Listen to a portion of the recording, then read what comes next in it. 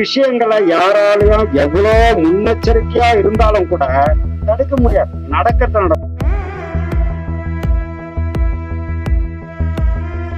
பண்ணி வைத்தார், அடிசிலை உண்டார், மடக்கொடியோடு முந்தனம் கொண்டார், இடப்பக்கமே இறை நொந்ததென்றார், கிடக்கப்படுத்தார் கிடந்து விழுந்தார் என்னாரு திருமூலர் பாடல். நாடுகின்றது நம்மனுடைய முறையினர், நம்மனுடைய முறையினால்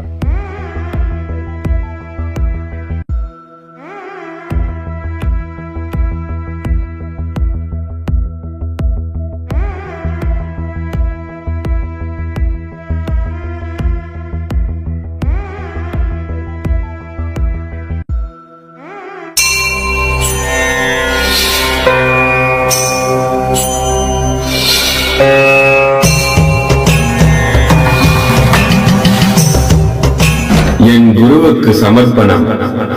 அவர் இல்லாவிடில் தொலைந்திருப்பேன். இதுக்கு பேர் தான் விதி. நீ என்ன பண்ணாலும் ஊழியர் பெருவழி யாவுல யாது சுயனும் தான் முந்துரம், மற்றொன்று சுயனும் தான் முந்துரம்னார். நீ என்ன பண்ணாலும் அது அங்கதான் வந்து நிக்கும், தடுக்க முடியாது. ரொம்ப கஷ்டம். இத நான் நல்லபடியா உனக்கு சொன்ன புரியல. இப்ப புரிஞ்சிச்சாப்பா? நான் இப்ப புரிஞ்சிச்சு. ஏதாவது எனக்கு வழி இருந்தா சொல்லுங்க. எப்படிதான் நான் பிரம்மகத்தி தோசை புடிச்சிச்சேன்னு இதுல முதல்ல ஒரு 5 வருஷத்துக்கு அனுபவிச்சிரு, அப்புறம் உனக்கு விஷயம் சொல்றேன். ஆனா அந்த 5 வருஷத்துலயே அந்த மிகப்பெரிய சாம்ராஜ்யம் நிலை குலைஞ்சு போயிடும், நிலை குலைஞ்சு போயிடும். அவ்வளவு பெரிய ஒரு தோஷம். அது அவ்வளவு சீக்கிரம் அதுக்கு மாற்று எல்லாம் அவ்வளவு சீக்கிரம் பண்ண முடியாது. அதுக்கப்புறம் அவர் ஒரு மாற்று ஏற்பாடு எல்லாம் பண்றாரு. சில விஷயங்கள் பண்ணாலும் கூட அந்த சாம்ராஜ்யத்தை மீட்டெடுக்க முடியல. அவங்களோட கடைசி அந்த சாம்ராஜ்யம் அழியுது, சாம்ராஜ்யமே அழிஞ்சிருச்சு. அப்படிப்பட்ட ஒரு மிகப்பெரிய நிலையில அந்த ஊர் எவ்வளவு வேலை செய்திருக்குதுன்றத காட்டுறதுக்காக அதை சொல்லுவாங்க. அதனால சில விஷயங்களை யாராலையும் எவ்வளவு முன்னெச்சரிக்கையா இருந்தாலும் கூட தடுக்க முடியாது. நடக்கிறது நடக்கும். அப்போ என்ன ஆகும்னா, இதை ஏத்துக்கக்கூடிய பக்குவத்தை நம்ம கொண்டு வரணும். இதுதான் இதுல இந்த பாடத்துக்கான சிறப்பு. என்னன்னா, எப்படி இருந்தாலும் நடக்கிறது நடக்கும். ஏன்னா அவனன்று ஒரு அணுவும் அசையாதுன்னு சொல்லியிருக்காங்க. இப்ப ஒரு விஷயமும் நாம படுத்தா வேண்டுப்போமான்றது நிச்சயம் இல்ல. எழுந்துட்டோம்னா அவன் செயல், அவன் செயல். இது என்ன சொல்றாருங்க, அடிசிலை உண்டார், அடிசிலை உண்டார், இடப்பக்கமே நொந்ததென்றார், மடக்கொடியோடு முந்தனம் கொண்டார், கிடக்கப்படுத்தார் கிடந்து விழுந்தார் என்னார் திருமூலம். அடப்பண்ணி வைத்தார், அடிசிலை உண்டார், மடக்கொடியோடு முந்தனம் கொண்டார், இடப்பக்கமே இறை நொந்ததென்றார், கிடக்கப்படுத்தார் கிடந்து விழுந்தார் என்னாரு திருமூலர் பாடல். இது என்ன புரியுதா உங்களுக்கு? வேண்டியதை விரும்பி செய்ய சொல்லி சாப்பிட்டார். மனைவி கிட்ட வேண்டியதை விரும்பி இதெல்லாம் செய்ய, இன்னைக்கு நல்லா இருக்கு இன்னைக்கு சாப்பிடலாம் அப்படின்னு செய்ய சொல்றாரு. செய்தாங்க, நல்லா சாப்பிட்டாரு. அவங்க மனைவியோட இருந்தாரு. அதுக்கப்புறம் இடப்பக்கமே நொந்ததென்ற, இடப்பக்கம்னா ஆற்று, இடப்பக்கம் இருக்கிறது இருதயம். இடப்பக்கமே இறை நொந்ததென்றார், அதை சொல்றாரு. கிடக்கப்படுத்தார் கிடந்து விழுந்தாரு என்ன, படுத்தார முடிஞ்சிச்சு. ஹார்ட் அட்டாக் வந்தா யார் என்ன பண்ண முடியும்? அவ்வளவுதான், முடிஞ்சிச்சு. அப்போ இந்த வாழ்க்கை நிலையானது இல்லை அப்படின்ற விஷயத்த ரொம்ப அழுத்தி சொல்றாரு. அப்ப என்ன காரணம்னா, இதுல நமக்கு நாட்கள் ரொம்ப குறைவு, நாட்கள் நமக்கு ரொம்ப குறைவு. அந்த இருக்கிற நாட்கள்லயும் நமக்கு உடல்நிலை சரியில்லாம சில விஷயங்கள்ல சில படிக்கிறதோ இல்ல இந்த மாதிரி ஆன்மீக சொற்பொழி கேட்கறதோ இல்ல இந்த மாதிரி இடத்துங்களுக்கு போறதையோ நம்ம தவிர்த்துருவோம். ஏன்னா அதுக்கான சந்தர்ப்பங்கள் சூழ்நிலைகள் அமையாம சிலதெல்லாம் தவிர்த்துருவோம். அப்போ அதுக்கான நேரம் அமையறதும் பெரிய கஷ்டம் இல்லையா? அப்போ கிடைக்கிற நேரத்துல சிறப்பா பயன்படுத்தி நல்லதை புடிச்சிக்கோ. அததான் சொன்ன, நாச்சத்து விக்குள் மேல் வாராமுன் நல்வினை மேற்சென்று செய்யப்படும். இந்த மாதிரி நல்ல விஷயங்களை நீ சாகும் போது சங்கரா சங்கரான்னு பிடிச்சிக்கினே உயிர் போற நேரத்துல ஐயான்னு இறைவனை போய் பிடிச்சி எந்த பிரயோஜனமும் இல்லை.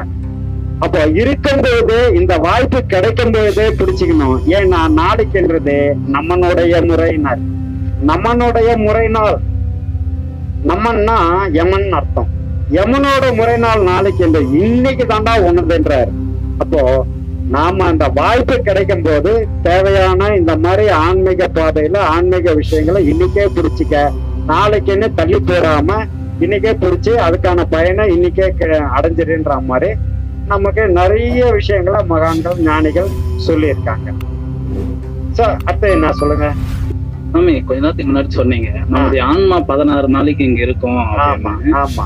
அந்த ஆன்மாவுக்கு உணர்வு தனியா இருக்குமா சார்? உணர்வா? ஆன்மாவுக்கு உணர்வு. ஆன்மான்னா முதல்ல என்னன்னு புரிஞ்சுங்க. ஆன்மான்னா இந்த பூத உடல் விழுந்த உடனே நமக்குள்ள சூட்சும உடல்னு ஒண்ணு இருக்கு, அதுதான் ஆன்மா. அந்த சூட்சும உடல் தான் மீண்டும் உடல் எடுக்க போகும். இந்த சூட்சும உடல் தான் சுத்தி சுத்தி வர்றது. நம்ம ஒவ்வொரு செயலையும் பல பிறவிகள்ல செய்துட்டு இருக்கக்கூடிய அனைத்து செயல்களும் அதுலதான் பதிவாகிட்டு இருக்கோம். அதுதான் ஆர்டிஸ்ட். நம்மளோட எண்ணங்கள், செயல்கள், நல்லவை கெட்டவை எல்லாம் அதுல பதிவாகிக்கிட்டே இருக்கும். இது அடுத்த பிறவி எடுக்கும்போது ஜீன்னு சொல்லுவாங்க. அடுத்த பிறவி வழியா அது நமக்கு அடுத்த பிறவி எடுக்கும்போது ஜீன் வழியா இது கலந்துச்சுன்னு சொல்லுவாங்க. இந்த ஜீன்ன்றதோ அடுத்த பிறவின்றதோ ஆன்மான்றதோ எல்லாத்துக்கும் ஒரே பேரு இந்த சூட்சும உடலால அமையும். சூட்சும உடல் தான் இது எல்லாத்துக்கும் காரணம். சாமி, இந்த மூளைச்சாவெல்லாம் அடைஞ்சிடலாங்க. ஆமா. அவங்களுக்கு ஆன்மா இருக்குமா? இல்ல ஆன்மா இல்லைன்னா எப்படி? ஆன்மா மட்டும் வெளியேறிடுமா? ஏன்னா தந்துட்டே இருக்காங்க, ஆனா இயக்கமே எல்லாம் இருக்குன்றாங்க. அதெல்லாம் இருக்கும். பெரிய புலன்களுக்கு இயக்கம் இல்லாம போயிடுமே தவிர அவன் செய்தது ஏதாவது. சில பேரு செத்த சிவலோக பதவி அடைந்தார், வைகுண்ட பதவி அடைந்தார்னா இருக்கும்போதே இவங்க எல்லாம் சிவலோக பதவி வைகுண்ட பதவி தான். அதே 18 புலன்கள் இல்லாம இருக்க அவங்க இருக்கும்போதே அந்த பதவி தான். என்ன காரணம்னா இயக்கம் இல்லாம கிடக்குறாங்க.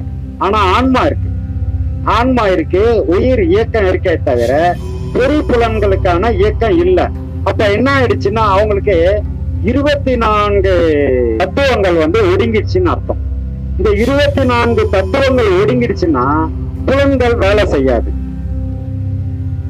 பஞ்சபூதங்கள், பஞ்சேந்திரியங்கள், அதுக்கப்புறம் அந்த பஞ்சேந்திரியங்களோட இயக்கங்கள் செயல்பாடு என்னன்னா ஒரு ஓசை, சுவை, ஒளி, ஊறு, ஓசை, நாற்றம்ன்ற அந்த 5 வகையான இது. அப்புறம் அந்த கர்ணம்ன்ற ஒரு 4 பஞ்சேந்திரியங்கள், ஞானேந்திரியங்கள், இந்த தன்மாத்திரைகள்ன்ற சுவை, ஒளி, ஊறு, ஓசை, நாற்றம், அதுக்கப்புறம் 5 விதமான அந்த குணங்கள், இது விகாரங்கள், இதெல்லாம் 20. அதுக்கப்புறம் 4 அந்த கர்ணங்கள் 4. இந்த 24 வெளியேறிடுச்சு, இந்த 24 செயல்படல அப்படின்னு சொன்னா அவனுக்கு கோமா ஸ்டேஜுக்கு போயிடுவான். உயிர் இருக்கும், இயக்கம் இருக்க, கோமா ஸ்டேஜுக்கு. இதுதான் நிலை. சாமி, இந்த சமீப காலமா அச்சத்திதி அப்படின்னு என்ன சாமி? அது ஒரு பிசினஸ் மாதிரி கொண்டு வரேன். பிசினஸ் தான் அது, வியாபாரம் தான். கடவுள் பேரை சொல்லி அச்சத்திதின்னு நிறைய எவ்வளவு ஏன்பா சாமி அவனாவது வியாபாரத்துல சாமியாருங்க வேஷம் கட்டிக்கின்னு வாப்பா சாமியை நான் நேரா காட்டுறேன்னு சொல்ற சாமியாருங்கெல்லாம் நாட்டுல இருக்கும்போது அவன் தான் அச்சய திதின்னு வியாபாரம் பண்றான், பண்ணிட்டு போறான். உனக்கு என்ன போச்சு? அச்சத்திதி என்ன? அச்சய திதின்றது வியாபாரத்துக்காக வச்சு. இப்ப இடையிலயே இதுக்கு முன்னாடி எல்லாம் பிரதோஷம்னு எனக்கு கேள்விப்பட்டிருக்கியா? பிரதோஷன்றது எவ்வளவு நாளா வந்துச்சு? 10-15 வருஷத்துக்கு முன்னாடிதான் பிரதோஷன்னே ஒண்ணு வந்தது இல்லையா? அப்போ என்ன ஆயிடுச்சுன்னா இந்த சமய குறவர்கள் இருக்காங்க இல்லையா, சமய குறவர்கள், சமயத்தோட தலைவர்கள், இவங்கெல்லாம் ஏதாவது ஒரு வகையில இறைநிலைய, இறையோட போதனைகளை மக்களுக்கு கொண்டு போய் சேர்க்கறதுக்கு வேற என்னெல்லாம் செய்ய முடியும்னு பார்ப்பாங்க. அவங்க எல்லாரும் உட்காந்து பார்த்து இந்த மாதிரி ஒரு சில விஷயங்களை புகுத்திடுவாங்க. என்னன்னா இந்த பிரதோஷம் அப்படின்னா என்ன அப்படின்னா அது மாசத்துல ஒரு 15 மாசத்துல ஒண்ணு அந்த பிரதோஷம்னு வரும். அப்போ நந்திக்கு மிகப்பெரிய ஆற்றலை கொடுத்துருவாரு சிவபெருமான். அது வரைக்கும் அவர் கையில இருக்கிற அந்த ஆற்றல் அன்னைக்கு மட்டும், பிரதோஷத்துக்கு அன்னைக்கு மட்டும் அந்த ஆற்றல் முழுமையா நந்தி பகவானுக்கு கொடுத்துருவாராம். அப்ப இவர் எங்க போயிருக்கிறாரு? இவர் எங்க போயிருக்காரு? தவறான ஒரு விஷயம் சொல்லிக்கிட்டு இருப்பாங்க. இதை நம்ம இங்க பேச வேண்டியதில்லை. இருந்தாலும் கூட இது வந்து பல சமயக்குறைகள் வந்து இந்த இறைநிலைய வந்து அதிகப்படியா மக்கள் மத்தியில கொண்டு போறதுக்காக இந்த மாதிரி எல்லாம் வந்து வைப்பாங்க.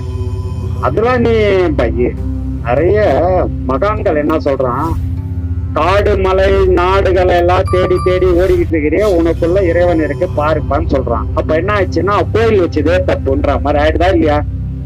என் குருவுக்கு சமர்ப்பணம். அவர் இல்லாவிடில் தொலைந்திருப்பேன்.